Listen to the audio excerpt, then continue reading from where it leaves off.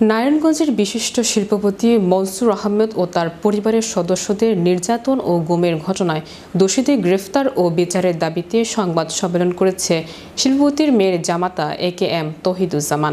শনিবার দুপুরে পৌর শহরে ব্রাক্ষুন্দি নিজ বাড়িতে সংবাদ সম্মেলন অনুষ্ঠিত হয়। সংবাদ সম্মেলনে বক্তব্য রাখেন শিল্পপতির মেয়ের জামাতা AKM তৌহিদুজ্জামান।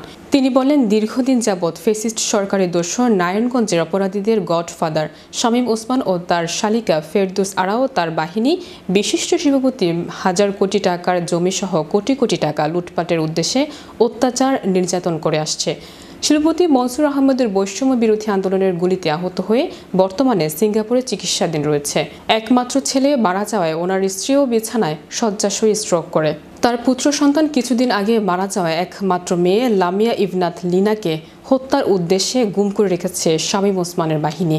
বর্তমানে শামীম ওসমানের শালিকা ফেরদৌস আরা, নাবিল ওয়ারিশ, ইসরাত জাহান ইসমি, মাহিরা চৌধুরী হেফাজতের শিল্পপতির একমাত্র কন্যা লামিয়া ইসরাত লিনা আটক রয়েছে।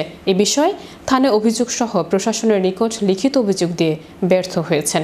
অভিযোগ করে প্রশাসনের সহযোগিতা না পেয়ে ক্ষোভ প্রকাশ করেন শিল্পপতির মেয়ের জামাতা AKM তৌহিদুজ্জামান। অবিলম্বে শামীম ওসমানের শালিকা ফেরদৌস আরাও তার বাহিনীর কবল থেকে তার স্ত্রী সহ শ্বশুর শাশুড়িকে জীবিত উদ্ধার সহ দোষীদের বিচারের দাবি জানান তিনি।